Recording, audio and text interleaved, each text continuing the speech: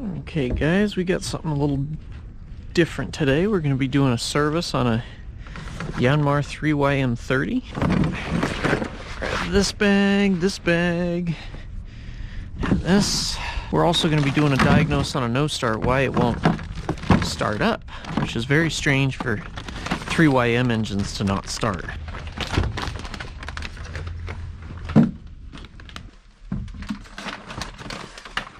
Set this down.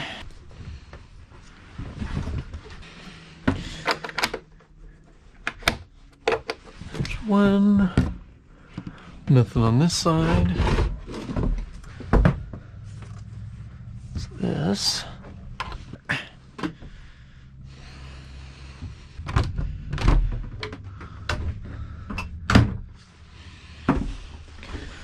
Oh dear. We got a lot of stuff.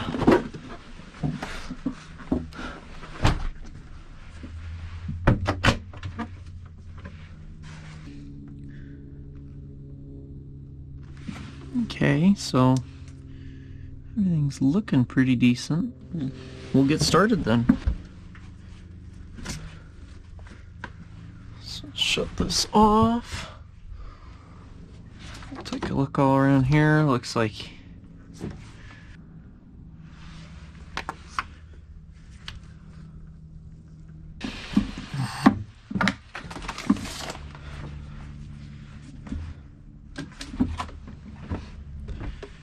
first thing I like to do is suck out the oil and change the filter.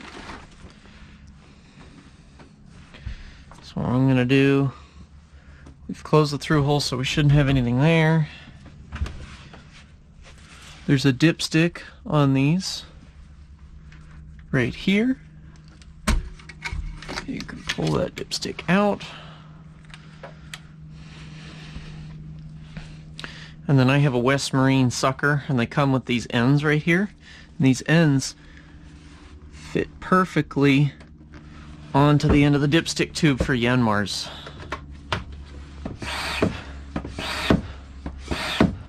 Okay, there we go there. So oil's getting drained.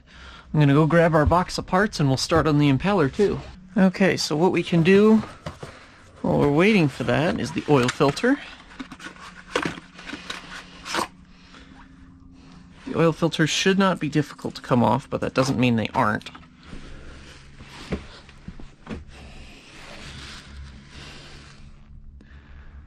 So let's see if we can get this off. No, it's super tight, so we're going to need to go get a filter wrench. So besides that, what we can do is come on the back here. I don't know what you guys can see. So we've got our air filter housing here. What we're going to do is take the filter housing off. There's two clips, and then we can see our filter. And come in here. And I always put old parts kind of away. Then we've got our new air filter right here. Nice and brand new. For a 3YM30, this part number right here, if you have an air filter. Some 3YM30s do not have an air filter. Okay, put your new air filter in. Bring this back over.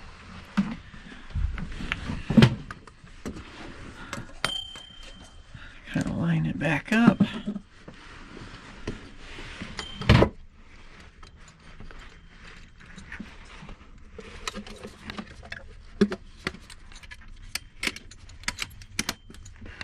And then we've got these little clips.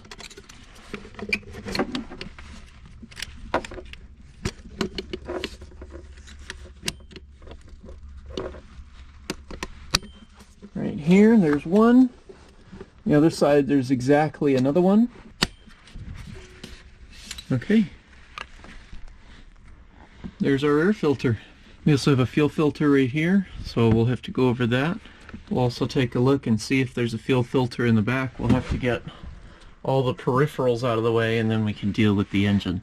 Okay guys, so I moved a mound of crap out of the way, got all the stuff off of the bed so we can access the engine.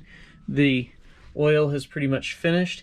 Each one of these lines on a West Marine indicates 1 quart, so we have 1 quart, 2 quarts, 2 3/4 about from the engine. And what I always do is after I'm done, I pump it a few more times just in case a little bit of oil drains down. And as I do that, I'll try to pull the tip off. So we get the tip here. And what we're gonna do is we're gonna now do the transmission. So we're gonna go from here to over here. Can't see it very well, so I'm about to bring a flashlight up. So here we go. So our transmission dipstick is that yellow dipstick right here. And so there we go. So this is our dipstick right here. Now these take very small amounts of oil, so if you do drain this, it takes a little more than 1/4 quart, if that. So just be cautious not to overfill it.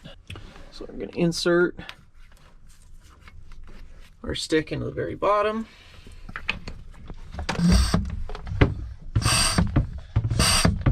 just going to kind of let it drain.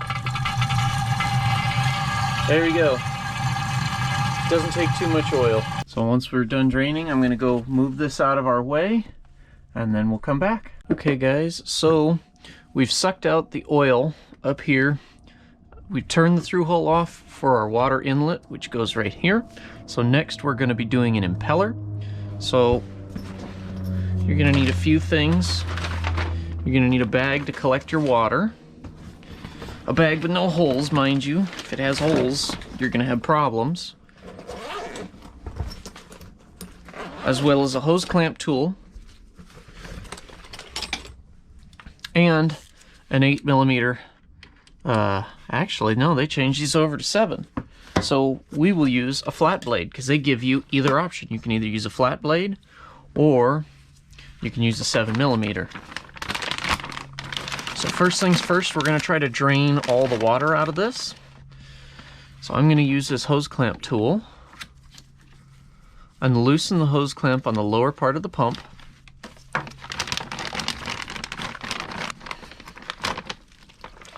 We're going to collect all the water that comes out. And then what we can do is kind of put this hose back behind so it's out of our way. Keep this bag in place. And then we're going to take our screws off for our impeller. And there are 6 on this. So I always try to set these down where I'm not going to lose them or drop them into the bilge. I recommend you do the same. Okay, now as you pull this plate off, a bunch more water is going to come out, so just be aware of that. So I said keep the bag underneath there. And I usually leave 1 bolt in the plate because if it starts pouring out a crazy amount of water, you might not be able to stop it. So here I'm going to use another bag and I'm going to put all my parts in it. So there's all our parts. Now here's our impeller. What I do before we take the old impeller out is I check our new impeller. Got some glycol, and they come with new screws if you buy a genuine Yanmar kit. This kit is 128990-42570 for this impeller. Now what I like to do, you don't even have to change the belt to do an impeller. You can grab it. These are Harbor Freight pliers, hose pliers, and I pull that right out. Don't use regular pliers because you can actually damage the inside of the housing or where it seals. So it looks like we have a non-genuine aftermarket part in here, but it's honestly survived okay. So not too big of a deal. Put that in our used parts. What I'll also do is you don't want to use the screwdriver to try to dig the O-ring out. You want a pick tool, a nice sharp pick tool, so you can get underneath the O-ring and pull it out. Toss it.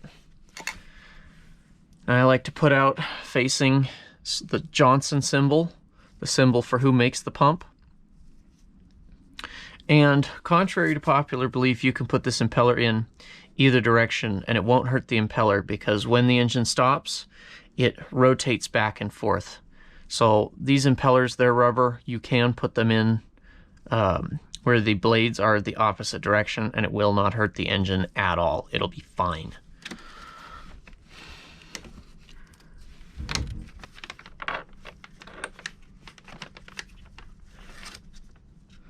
Okay, we've got our impeller in.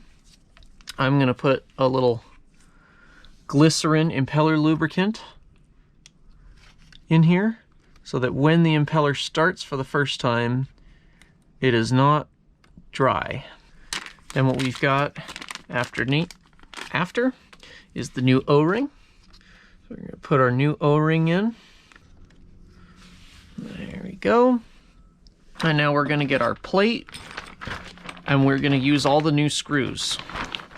These screws are small. Please be careful when you tighten them. They can snap. It is stainless and a brass housing.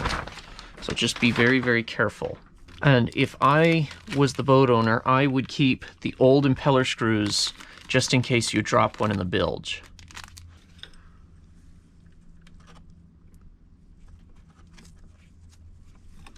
I always swing up, check that the impeller's in its groove, and then I slide the plate over to make sure that that impeller doesn't, or the, not the impeller, but the O-ring itself does not fall out. And 6. And these do not need to be crazy tight. When you tighten them down too much, they snap off. They're really tiny screws. So I start from one side and work my way in a crisscross pattern.